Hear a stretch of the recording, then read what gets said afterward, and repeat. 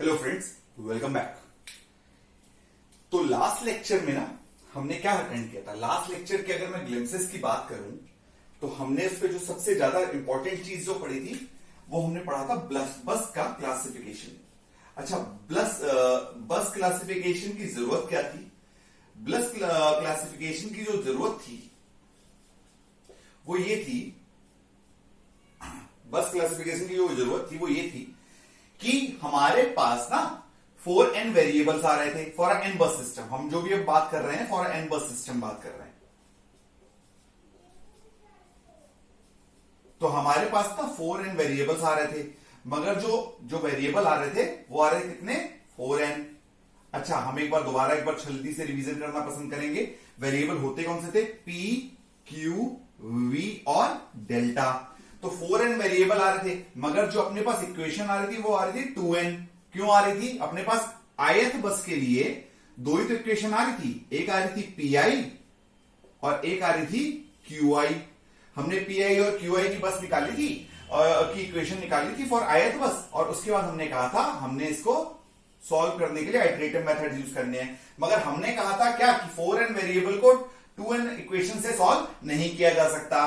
तो 2n variable के लिए हमने बस क्लासिफिकेशन यूज करना शुरू करा था।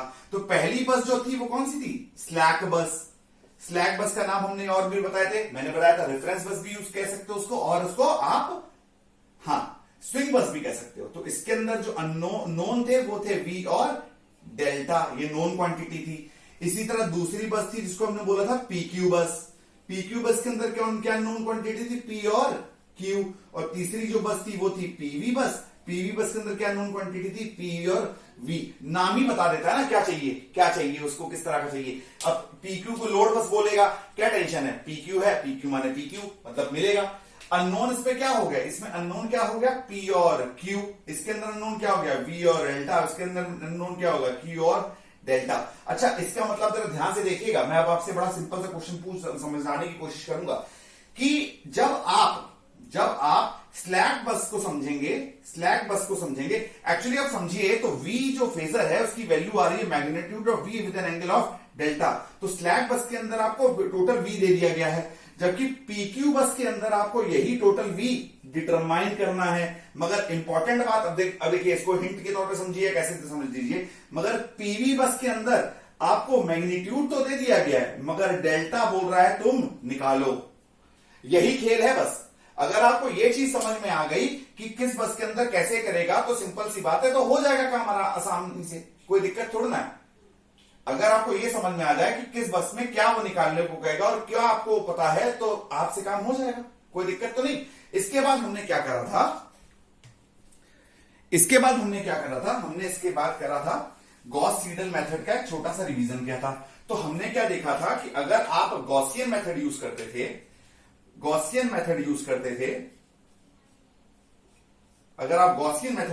थे तो जो xi, अब मैं यहां पर समझाने की कोशिश वापस नहीं करूंगा, इसके लिए आप पिछला वीडियो देख लीजिएगा। अगर xi आप rth हाइड्रेशन देखोगे, क्या देखोगे? xi का rth हाइड्रेशन, तो that would be equal to function of i। सही है? xi r-1, मैं इसको थोड़ा सा साफ लिखने की कोशिश करूंगा। It would B function of i x1 r-1 comma x2 r-2 comma लेके कब तक? xn r-1 तक। मतलब वो कहता है कि पूरे के पूरे r-1th हाइड्रेशन सॉल्व करिए, उसके बाद rth हाइड्रेशन पाइए। ये तो कहता था गॉसियन। मगर जब यही बात अपने गॉस सीडल साहब ने कही तो गॉस सीडल ने क्या बोला? क्या बोला? बड़ा सिंपल सी बात। वो कहता है अगर तुम्हें ith की बात कर रहे हो तो i-1 तक का तुम rth हाइड्रेशन ऑलरेडी कर चुके होगे। वो ये बोल रहा है कि अगर तुम ith की एलिमेंट की बात कर रहे हो तो i-1th एलिमेंट तक की तुम ऑलरेडी rth हाइड्रेशन निकाल चुके होगे। तो वो कह रहा है कि x1 r ले लो, x2 r ले लो, और ये कहां तक जाओगे? तुम जाओगे xi-1 r, xi-1 r, यहां तक पहुंच जाओगे, कोई दिक्कत तो नहीं। इसके आगे तुम्हें क्या करना है, इसके आगे अपना चलते चले जाओ, इसके आगे जितने एलिमेंट्स होंगे वो सारे के सारे कब तक जाएंगे, xn(r-1) तक। यहां पे कौन सा एलिमेंट आएगा, जरा चेक करिएगा, यहां पे कौन सा एलिमेंट आएगा, यहां पे आएगा xn(r-1) r-1। अच्छा, यहां पर अगर मैं बोलूं xi आ रहा है तो उसकी वैल्यू क्या करोगे, अगर xi की वैल्यू करोगे तो वो क्या होगा, r-1। अगर मैं xi+1 की बात करूं तो उसकी वैल्यू क्या आएगी, r-1, क्योंकि उसके लिए आपने सिर्फ उतने ही आइटरेशन सॉल्व किए हुए हैं। समझिए, ये है आपका जीएस, जिसको आप बोलते हो गॉस सीडल। यही इंपॉर्टेंट है, आज यही समझना है कि कैसे करना। मतलब गॉस बोलता है कि पहले सारे वेरिएबल की अपडेटेड वैल्यू निकालो, उसके बाद उसके कॉरस्पॉन्डिंग नई वैल्यूज निकालिए। मगर गॉस सीडल बोलता है जैसे जैसे जब जब जिसकी वैल्यू अपडेटेड वैल्यू आती चली जाए उसको सॉल्व कर लीजिए। मैं इसी को ना समझाने की दृष्टि से एक बार दोबारा इसको समझाने की कोशिश करता हूं। जैसे ये चला अपना कहां तक चलेगा, ये अपना चलेगा xi कहां तक चलेगा, r-1 तक। ये अब चेक करिएगा, i-1 इसके अंदर क्या हो रहा है, r तक चल रहा है, इसमें किस पे चल रहा है, r-1 तक। क्यों, ये मान के चल रहे हैं कि अगर ith एलिमेंट की वैल्यू निकाल रहे हो तो i-1 का तो तुम सॉल्व कर चुके होगे ना। और यहां वाले केस में क्या होगा, xi की वैल्यू r-1, xi प्लस की वैल्यू भी +1 की वैल्यू भी r-1 और xn की वैल्यू भी r-1। ये अपना कौन सा है, गॉसियन, और ये कौन सा अपना गॉस सीडल। अंतर समझ में आ रहा है, जो अंतर आपको देखना है ना वो अंतर आपको यहां तक दिखेगा, i- फर्स्ट एलिमेंट तक, इस वाले पोर्शन में अंतर दिखेगा। देखिएगा ध्यान से जरा, यहां तक वो सिंपल सी बात बोल रहा है कि गॉस सीडल के अंदर जब तक i-1 एलिमेंट की वैल्यू आप निकाल चुके हो लेटेस्ट वाली, तो वो अपडेट मारो ना। तो ये कौन सी वैल्यू है, अपडेटेड वैल्यू। कौन सी वैल्यू आ गई, अपडेटेड वैल्यू। समझ में आ गई बात, यहां तक किसी तरह की कोई दिक्कत तो नहीं। ये कौन सी आ गई, अपडेटेड वैल्यू। ठीक है, तो गॉस और गॉस सीडल के अंदर बड़ा सिंपल सा ये कॉन्सेप्ट था। इसके बाद एक अगली बात और थी, बड़ा दोनों के अंदर जो चीज कॉमन है वो यही कॉमन था। हमने बोला था, क्या इसको कैसे समझाया था कि अगर आप ith एलिमेंट की r+1 माइनस xi(r), इसको वैल्यू बोलोगे डेल्टा xi(r), इसकी वैल्यू लेस देन और इक्वल टू टॉलरेंस होना चाहिए। अगर ये हो जाता है तो उसको क्या बोलते हैं, क्या एक अच्छा नाम दिया था पिछले टर्म पे, ये कन्वर्ज कर जाएगा। क्या हो जाएगा, ये कन्वर्ज कर जाएगा। यही इंपॉर्टेंट है, इसको समझना पड़ेगा कि ये कन्वर्ज कब कर रहा है। ठीक है, ये कन्वर्ज कर गया मतलब ये अपने सॉल्यूशन दे गया। ठीक है दोस्तों, अब आप दोबारा देखिएगा गॉस और गॉस सीडल के अंतर। तो हमको समझ में क्या आया कि जब कन्वर्जेंस मिल रहा है इसका मतलब क्या हो गया, सॉल्यूशन मिल गया। यही दो सेगमेंट अगर आप देखोगे तो आपको पता चल जाएगा कि, मैं एक बार दोबारा आपकी आसानी के लिए कर देता हूं, कि ये जो है ये वाला जो ऊपर वाला स्टेप है ये आपका गॉसियन स्टेप है, गॉसियन सिर्फ गॉस के मतलब, और ये है आपका गॉस सीडल। दोनों का अंतर आपको समझ में आएगा। सिंपल सी बात है, कहता है गॉस सीडल कि वो कहता है कि जिस एलिमेंट की वैल्यू निकाल चुके हो उसको अपडेट करते चले जाओ। क्या करते चले जाओ, उसको अपडेट करते चले जाओ, बस, और कुछ नहीं कहता। ठीक है जी, तो अब हम ना अपना गॉस सीडल मेथड लगाना शुरू करेंगे। क्या शुरू करेंगे, गॉस सीडल मेथड। अच्छा, इक्वेशन डेरिवेशन जिस तरह होगा उस पर थोड़ा ध्यान दीजिएगा, क्योंकि अगर आप इक्वेशन के डेरिवेशन में कंफ्यूज हो गए तो वहां जाके रटना नहीं है। ये चीज रटनी नहीं है हम लोग को, क्योंकि अगर हमने इसको रटने की कोशिश करी तो हम लोग का जो मेन मुद्दा है कि समझदारी से सवाल करने का, वो फंस जाएगा। क्योंकि सवाल के लिए आप कितने फॉर्मूले रट पाएंगे, तो वही हम करते हैं। हम फॉर्मूला रटने से अच्छा हम डिटर्मिनेशन पे ध्यान देते हैं। तो हमने क्या बोला, हम लोग क्या पढ़ रहे हैं, गॉस सीडल मेथड। मैं अभी आपको एक फॉर्मूले, दो इक्वेशंस बना के दिखाऊंगा। दो केसेस हैं बेसिकली, वो डील करने हैं हमें। तो अभी हम मान के चल रहे हैं केस नंबर 1 हमारा क्या है। हमारा जो केस नंबर 1 बनेगा वो बहुत इंटरेस्टिंग केस है। केस नंबर 1 वो एक इंटरेस्टिंग केस है। वो क्या कह रहा है कि there is an bus system. क्या बोल रहा है, there is a an bus system, important चीज, and all the buses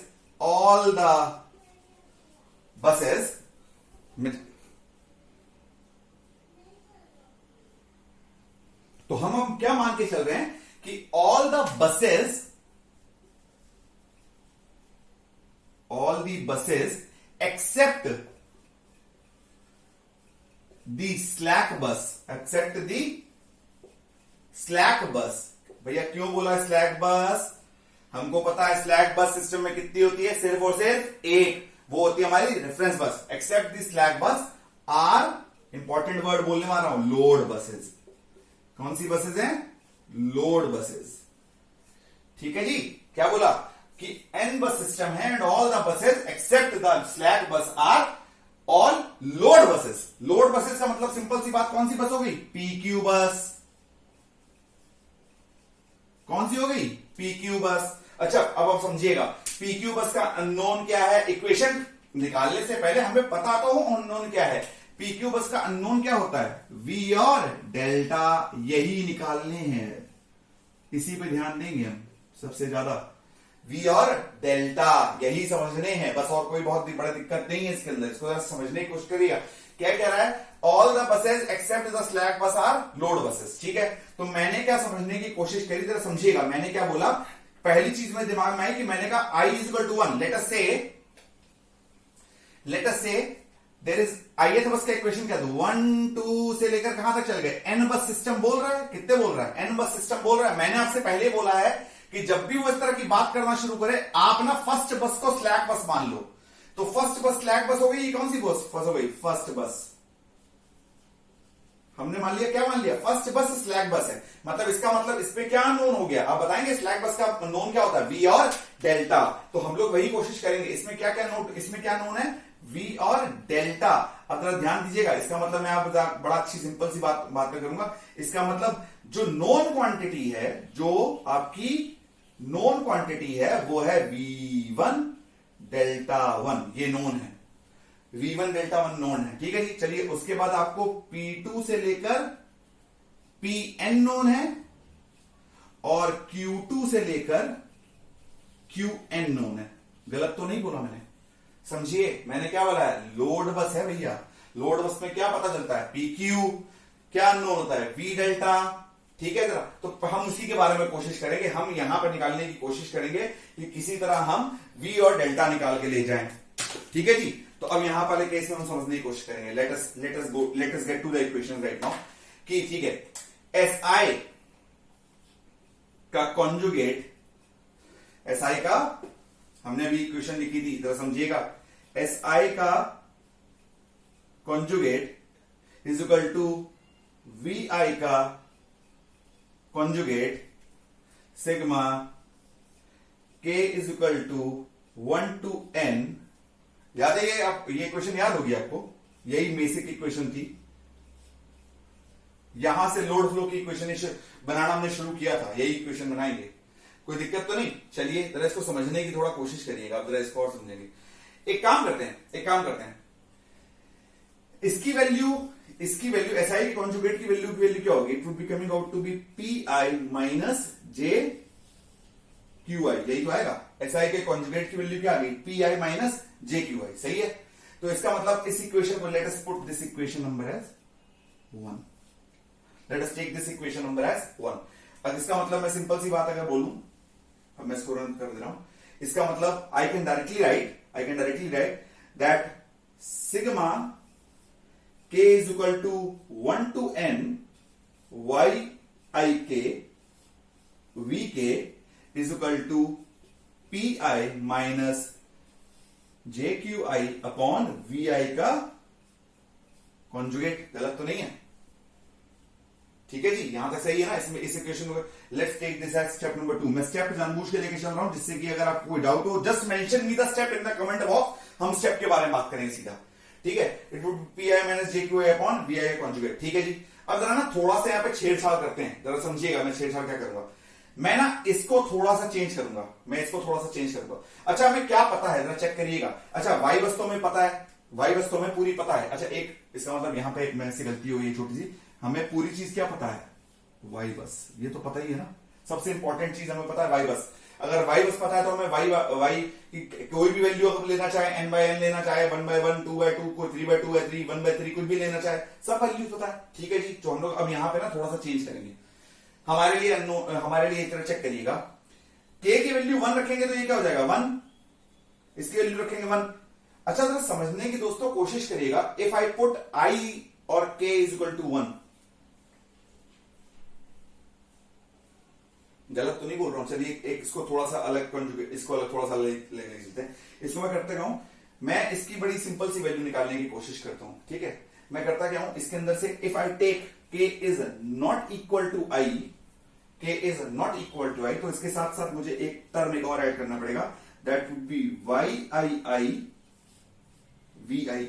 check करिएगा, इक्वेशन नंबर 2 में ही मैंने कुछ नहीं करा, मैंने कहा कि if i take k is not equal to i, if i take k is not equal to i, तो उसकी वैल्यू अलग करनी पड़ेगी ना, वाई आई आई वी आई, ये हो जाएगा ना, हाँ या ना, बिल्कुल सिंपल सी बात है, हो गया ये तो, इसको तो आराम से हो गया। तो यहां से अगर मैं वी आई की वैल्यू निकालूं, यहां से अगर मैं वी आई की वैल्यू निकालूं तो इसकी वैल्यू क्या हो जाएगी, जरा चेक करिएगा, ये इधर जाके माइनस हो जाएगा, इसकी वैल्यू आ जाएगी p i minus j q i upon v i का कॉन्जुगेट। अच्छा, ये सिर्फ मैग्नीट्यूड नहीं होगा, ये फेजर है, जरा समझने की बात करिएगा दोस्तों, ये फेजर है, यही निकलवाएगा पूरा पूरा गेम।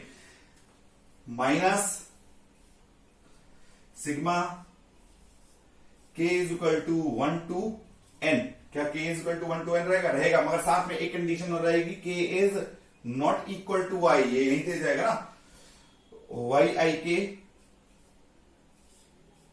v k, गलत तो नहीं, y i k v k। तो चेक करिएगा, ये तो चला गया, बिल्कुल सही गया है, मगर एक चीज रह गई है, वो ये 1 upon y i i। Check करिएगा, so this would be my third equation. मैंने कुछ नहीं करा, जो बेसिक इक्वेशन है पहले हम लोगों ने लेक्चर में निकाली थी ना, इसके लोड फ्लो के एनालिसिस, लोड फ्लो के पहले लेक्चर में, उसी का यूज करते हुए यहां तक मैं पहुंच गया। ठीक है, चेक करिए कैसे मैंने करा, मैंने कहा कि s का conjugate that is equal to, क्या होता है, s का conjugate is equal to P I S आई का कॉन्जुगेट, मतलब फॉर द ith बस की बात करी थी मैंने, आपको इक्वेशन निकाल के दिखाई हुई है, इसलिए बार बार इस पर डिस्कशन करना बेकार है। एस आई का conjugate is equal to v i का कॉन्जुगेट इनटू आई। ये आई की इक्वेशन कहां से आई थी, वाई बस मैट्रिक्स से आई थी, जो कि हमें नोन है, हाँ या ना, जो कि हमें नोन है, इसको मैं एक बार सही लिख देता हूं, ठीक है, जो कि हमको नोन है। तो चेक करिएगा, मैंने इस इक्वेशन को तोड़ा, मैं इसको इधर ले गया, P i minus j q आई तो ले लिया, ये बचा। अब उसके बाद मैंने कहा if i take k is not equal to i, if i take k is not equal to i, if i take k is not equal to i, तो मुझे वाई आई आई और वी आई वाला टर्म अलग करना पड़ेगा, और मैंने यहां से कर दिया, वी आई वाला बस के लिए इक्वेशन आ गई, ये अपनी जनरल इक्वेशन से जैसा लग रहा है कुछ कुछ, हाँ है ना, ये अपनी वी आई वाला आ गया, वी आई की इक्वेशन आ गई। अगर आप चेक करिए, no this is nothing, V I is in function of V I right now, V I is in function of V I right now, and function of all the other voltages of bus, all the other bus voltages. क्यों, क्योंकि k की value 1, तो v1 v2 v3 v4 सब कुछ लग गया। अगर मैं बस सिस्टम की बात करूं तो vi is basically now a function of its own and all the other bus voltages, है ना, बन गई ना प्रॉब्लम वही वाली, xi is equal to function of x1 x2 x3 से लेकर xn तक वाली, वही वाली इक्वेशन, उसी तरीके का एक फंक्शन तो बन के आ गया, सही है ना, गलत तो नहीं है, जरा ध्यान से देखिएगा इसको। चलिए, तो अगर ये चीज सही है इसके लिए, अगर ये चीज सही है इसके लिए,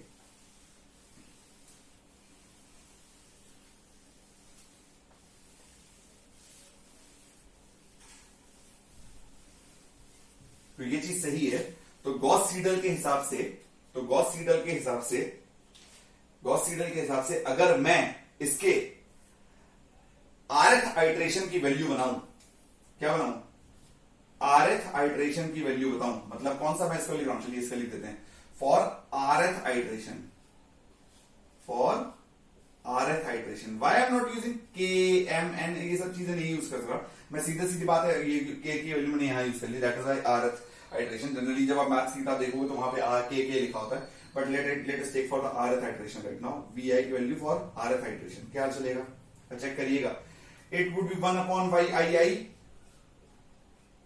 क्या वाई आई किसमें से निकला, वाई बस मैट्रिक्स से, क्या सिस्टम में कोई चेंज हो रहा है, नहीं ना, तो सिस्टम में कोई चेंज नहीं हो रहा तो एडमिटेंस बस मैट्रिक्स में कोई चेंज नहीं, अगर नहीं तो उसके किसी भी एलिमेंट में चेंज नहीं होगा, उसके किसी भी एलिमेंट में चेंज नहीं होगा, तो ये तो कैसा है, कांस्टेंट। चेक करिएगा आगे, मैं थोड़ा सा इसी इक्वेशन को थोड़ा सा एक बार और तोड़ूंगा, ध्यान से देखिएगा, P i minus j q I, P i minus j q i upon क्या लिखा है, वी आई का कॉन्जुगेट, वी आई का कॉन्जुगेट। अच्छा दोस्तों, गॉस सीडल मेथड है, अगर आरएथ आइट्रेशन निकाल रहे हो तो आर माइनस वनथ आइट्रेशन तो हो चुका होगा ना, आर माइनस वनथ आइट्रेशन तो हो चुका होगा ना, हाँ या ना। तो इसको मैं लिख सकता हूं सीधा, it would be nothing, it would be now the conjugate of the r minus oneth value of this v i, हाँ या ना, आर माइनस वन। क्योंकि गॉस सीडल में क्या करते थे, जैसे जैसे आइट्रेशन की वैल्यू निकलती चली जाती थी उसको हम वैसे वैसे अपडेट करते चले जा रहे हैं, सही है यहां तक, चलिए आगे बढ़ते हैं। इसके बाद कहां से कहां तक चलेंगे हम लोग। अच्छा चेक करिएगा, अगर आई वाले तक की वैल्यू लेके चल रहे हो तो सिस्टम के अंदर जो आई आएगा वो यहीं के बीच में तो आएगा भैया, दो तीन लिमिट बनेगी, एक निकलेगा 1 से लेकर आई थे, दूसरा लगेगा आई माइन आई, मगर यहां पे हमको कि आई की वैल्यू तो चाहिए नहीं, तो हमारे लिए जो लिमिट चलेगी देखिए आई 1 से लेकर एन की रेंज में लाई करेगा, हाँ या ना, आई जो है वो 1 से लेकर एन की रेंज में लाई करेगा, मगर आई तो हम अलग कर चुके हैं, तो हम इसको दो हिस्सों में तोड़ेंगे। अब किसमें तोड़ेंगे, एक तो तोड़ेंगे 1 से लेकर आई माइनस 1 तक और दूसरा तोड़ेंगे आई प्लस 1 से लेकर एन तक, क्योंकि आई तो हम अलग कर चुके हैं, उसी से तो फॉर्मूला निकाला है, ठीक है। तो अब इसी को हम अलग अलग करेंगे, चेक करिएगा हम लोग क्या कर रहे हैं, बार बार k इज इक्वल टू 1 से लेकर कब तक, i माइनस 1 तक। इसको तोड़ने के पीछे रीजन क्या है जरा चेक करिएगा, इसको समझने की कोशिश करिएगा। अगर मैं बोल रहा हूं y i k i minus 1 तक है ना k की वैल्यू, जरा चेक करिएगा, अगर मैं यहां तक इसके आइट्रेशन की आरथ आइट्रेशन की वैल्यू चेक कर रहा हूं, इसका मतलब इसके तो आर आइट्रेशन हो चुके होंगे ना, हाँ या ना। अगर मैं कहता हूं मैं इसके आरथ आइट्रेशन की वैल्यू चेक कर रहा हूं तो इसके के तो आर आइट्रेशन हो चुके होंगे ना, तो मैं इसको बोल सकता हूं वीके कौन सा, आर आइट्रेशन जो कि हो चुके हैं, वीके की आर वैल्यू कोई भी मतलब 1 से लेकर आई माइनस 1 लग रहा हो तो इसकी आरएफ वैल्यू आएगी खेलने में। अब वाई प्लस एक और ले लेते हैं, आईएथ तो है नहीं, अब आईएथ तो है नहीं, माइनस ही रहेगा, सॉरी माइनस पूरा बाहर रखना था हमको, माइनस एक और रखते हैं, माइनस के इज इक्वल टू, अब कहां से कहां तक चलेगा, आई तो लेना नहीं, आई माइनस 1 ले चुके हो, अब कहां तक चलेगा, आई प्लस 1 से लेकर एन तक। अच्छा अब ये बताइए, इतनों के आर आइट्रेशन हो चुके हैं, इतनों के 1 से लेकर आई माइनस 1 तक के आर आइट्रेशन हो चुके हैं, मगर आई प्लस 1 वालों के कितने हुए, आई से ज्यादा तो नहीं हुआ ना, तो कितने हुए, आर माइनस 1 आइट्रेशन। तो इसकी वैल्यू क्या होगी, वाई आई के वी के आर माइनस 1। जरा इसको समझिएगा, ध्यान से इस इक्वेशन को देखिए और समझने की कोशिश करिएगा। अगर आप इस इक्वेशन को समझ गए तो आपको बहुत आराम से समझ में आ जाएगा मैं कहना क्या चाहता हूं।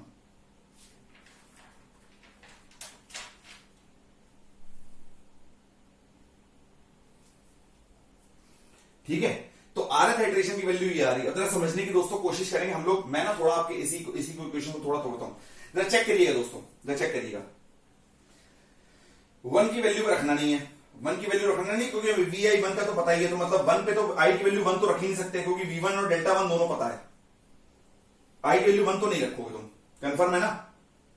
क्यों नहीं रखोगे, क्योंकि तुमको पता है V1 और डेल्टा 1 दोनों, तो P और Q तो उसका वैसे भी नहीं पता, तो इसलिए उसका हटाओ। तो K आई की वैल्यू कहां से शुरू करोगे तुम, 2 से n की तरफ जाओगे, आई की वैल्यू 1 तो रखोगे नहीं, क्योंकि आई कौन सी है, स्लैक बस है, 1 कैसी है, स्लैक बस, तो आई की वैल्यू 1 तो रखोगे नहीं, तो तुम जाओगे कहां से कहां तक, 2 से लेकर n तक जाओगे। अब मैं कह रहा हूं 2 से लेकर जब n तक जा रहे हो तो बीच में ही तो कहीं आईएथ आएगा, बीच में तो कहीं आईएथ आएगा, आई आएगा, हाँ या ना। अगर आई आया मगर तो उसको तो तुम अलग कर चुके हो पहले ही इक्वेशन बनाने के लिए, क्या कर चुके हो, उसको तुम अलग कर चुके हो पहले ही इक्वेशन बनाने के लिए, तो तुमने उसको करा क्या, अब उसकी वैल्यू छोड़ो, खत्म करते हैं, आई की वैल्यू जब नहीं मान रहे हो तो अब क्या हुआ, तुम्हारे पास 2 रेंज बची, एक तो ये 1 से लेकर आई माइनस 1 तक और दूसरी रेंज बची आई प्लस 1 से लेकर n तक, तो आपके पास दो रेंजेस बची एक्सक्लूडिंग आई। अब आप चेक करिएगा, आई माइनस, अगर आई का तुम आरएफ हाइड्रेशन करने जा रहे हो, आई का तुम आरएफ वैल्यू निकालने जा रहे हो, आरएफ हाइड्रेटिव वैल्यू निकालने वाले हो, तो इसका मतलब सिंपल सी बात है, इसके आर हाइड्रेशन हो चुके हैं, 1 से लेकर आई माइनस 1 तक के आर हाइड्रेशन हो चुके हैं, जबकि आई प्लस 1 से आर माइनस एन तक सिर्फ आर माइनस 1 हाइड्रेशन हुए हैं। कितने हाइड्रेशन हुए हैं, आर माइनस 1। तो एक काम करते हैं, मैं आपके लिए ना पैसे से पहले जो कांस्टेंट वैल्यूज है उसको अंडरलाइन करने की कोशिश करूंगा। एक अपना ये कांस्टेंट है वाई आई, क्योंकि वाई बस कांस्टेंट है, सिस्टम में चेंज नहीं। ये पी आई और क्यू आई भी कांस्टेंट है, मैंने आपको पहले बताया उसके अंदर। ये पी आई और क्यू आई भी क्या है, कांस्टेंट।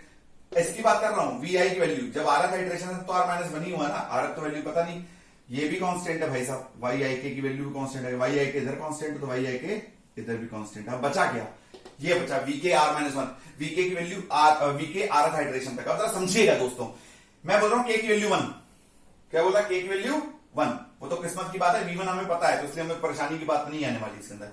अगर मैं कह रहा हूं के की वैल्यू टू, के की वैल्यू टू, तो सेकेंड आइट्रेशन की आरएथ वैल्यू हम निकाल चुके हैं, सेकेंड आइट्रेशन की आरएथ वैल्यू हम निकाल चुके हैं, इसलिए हमें टेंशन की बात नहीं है।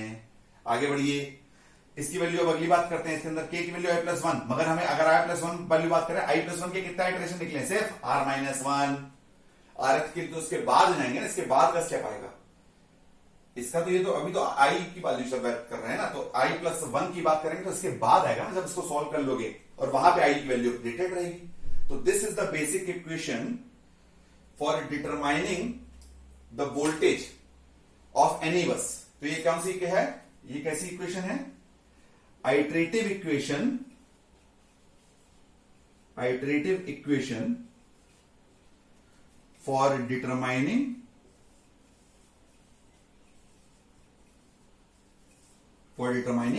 voltage, for determining voltage, कैसे निकाल रहे हैं वोल्टेज। अच्छा, अब कईयों के दिमाग में क्या आएगा, ये सिर्फ मैग्नीट्यूड देगा, नहीं दादा ये सिर्फ मैग्नीट्यूड नहीं देगा, ये वोल्टेज फेजर देगा, इसका मतलब ये आपको वीआई भी देगा और आपको डेल आई भी देगा, दोनों चीजें निकाल के देगा, ध्यान समझिएगा, वीआई भी देगा और डेल आई भी देगा for determining voltage by GS method, by GS method. ये कौन सी है, iterative equation for determining voltage, that is voltage phasor, I will mention voltage phasor, that is V I delta I through GS method. ठीक है, इस equation को थोड़ी देर ध्यान से देखिए। तो हम लोग यहां पर आ गए, गॉस सीडल मेथड अगर आप ध्यान से देखेंगे तो पता लग गया कि आइट्रेटिव मेथड इक्वेशन निकल के आ गई। ठीक है जी, मगर इंपॉर्टेंट बात जो कि हमने करा था, हमने ये कब करा था, जब हमने माना था कि सिस्टम में सिर्फ दो तरह की बसेस हैं, एक माना था स्लैक बस है और एक क्या माना था हमने कि एक कैसी है, पीक्यू बस, पीक्यू माने लोड बस, हमने सिर्फ यही माना था ना, जबकि हम तो जानते हैं कि सिस्टम के अंदर तीसरी तरह की बस भी होती है, कौन सी होती है, पीवी बस होती है, जिसको क्या बोलते हैं, जनरेटर बस। तो आइए केस 2 सॉल्व करते हैं, क्या सॉल्व करते हैं, केस 2, जिसके अंदर क्या लेके चलेंगे कि सिस्टम के अंदर ना सिर्फ पीक्यू बस है बल्कि पीवी बस भी है। चलिए